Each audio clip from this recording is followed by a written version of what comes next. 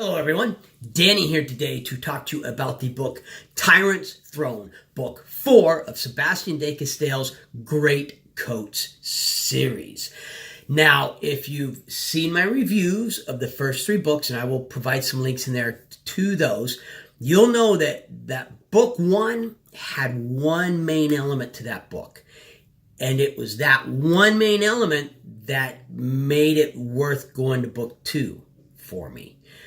Book 2 lost that element and didn't replace it with anything. Book 2, for me, almost got me to stop listening to the series.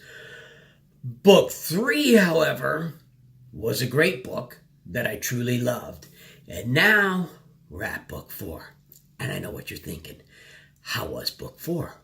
You've got book 1, mediocre. Book 2, less than mediocre. Book 3, really good. Which direction does book 4 go in? Before we get into that, though, I have a favor to ask. If you love books, particularly audiobooks, please subscribe to my channel. Join me in my audiobook journey. The direction this book took was the direction of book 3. I loved this book. I am so very happy that I didn't give up at book number 2. I came very close at book 2 giving up, and I would have missed out on so much because book 3 was really good. And book 4, the finisher to the series, is even better. It's by far the best book in the series. So you have your main character, Falcio, and then his 2 supporters, Brasti and Kest. And they go on this special mission, and they finally run into an enemy that seems to have it all in place, and an enemy that seems to be every bit as intelligent, clever, and determined as Falcio. I mean, this enemy is a worse enemy than the god that they defeated in book number 3.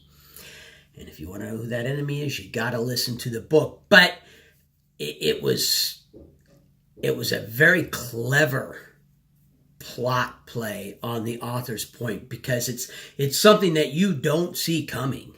When you discover who this enemy is that he has to destroy by the end of the book, first 3 books, you'd have never guessed that he'd have to face this enemy and this kind of enemy.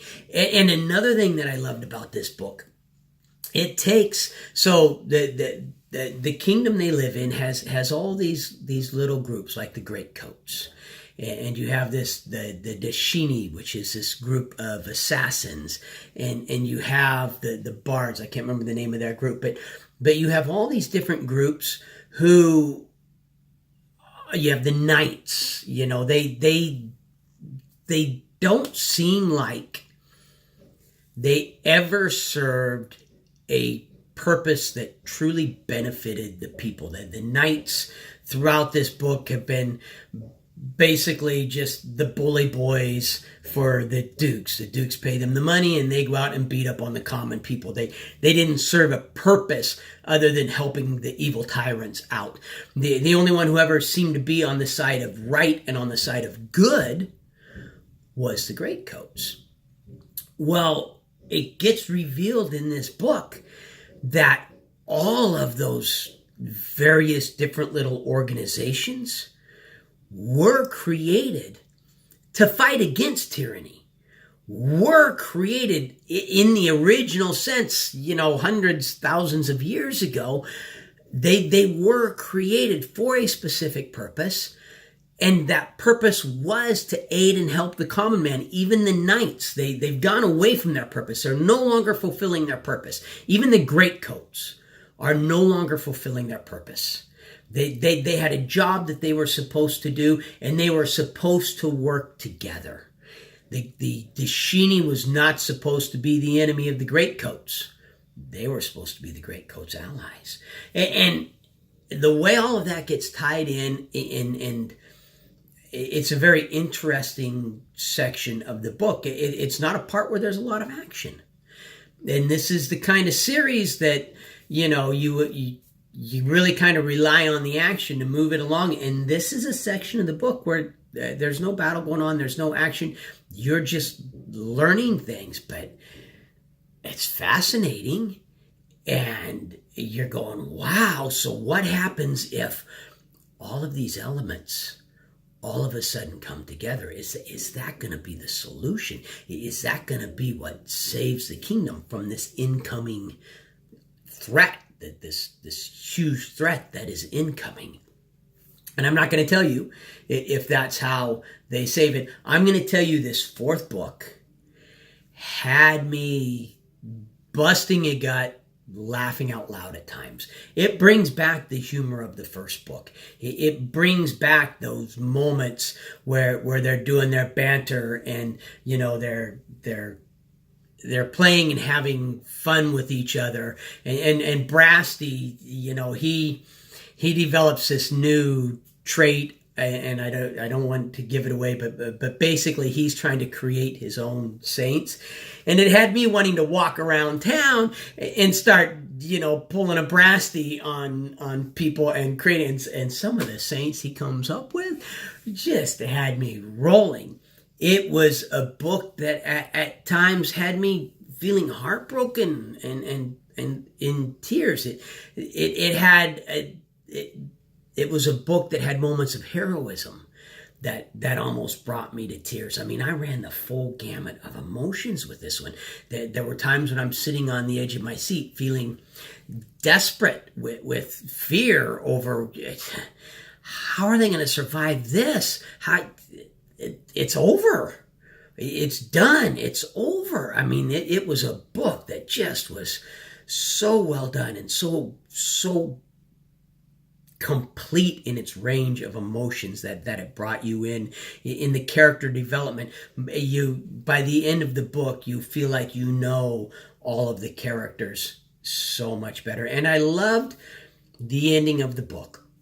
And I don't just mean the ending of the battle, although you want an ending to a battle? This is an ending to a battle. Oh!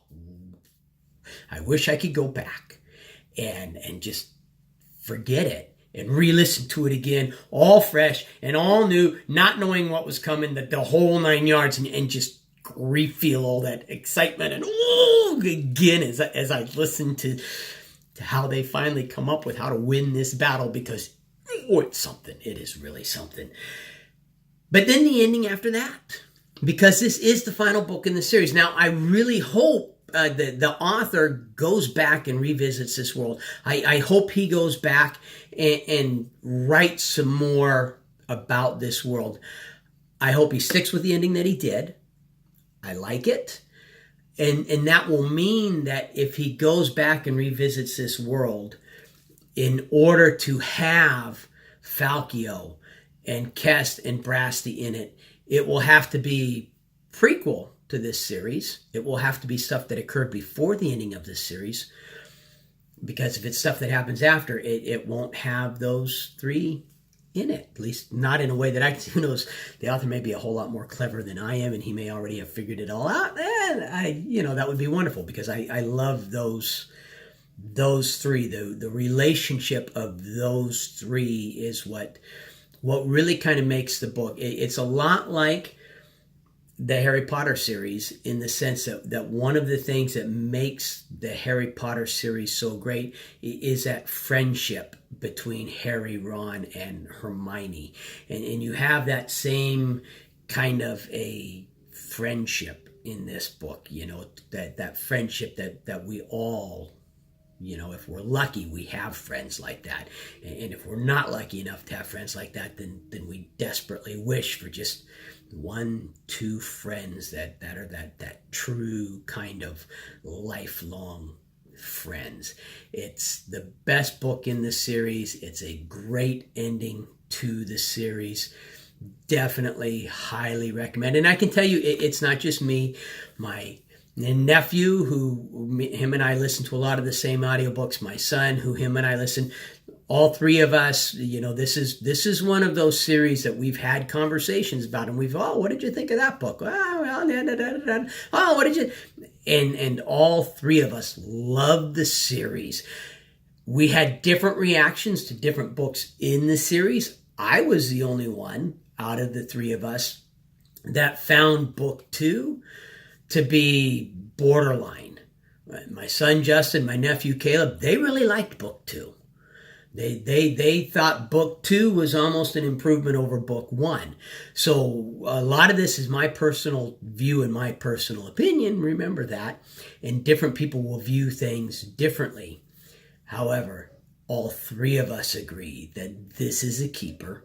This is a series that we will go back and we will listen to in the future. Again, it's one of those that someday we'll be going, what was that? I want to listen to that series again, and we'll go back and we will revisit the series. If you like this video, please hit the like button. If you like my channel, subscribe. Turn on notifications. If you have any questions, comments, feedback, Wow, excuse me. I apologize for that. Questions, comments, or feedbacks, please put them in the comment section. That's what it is there for. I promise I will respond to you. But most importantly, no matter what else you do today, make sure that today you listen to at least one really good audiobook. And I highly, highly recommend Tyrant's Throne by Sebastien de Castells after you've read the first 3 books in the series. Thank you. Have a great day.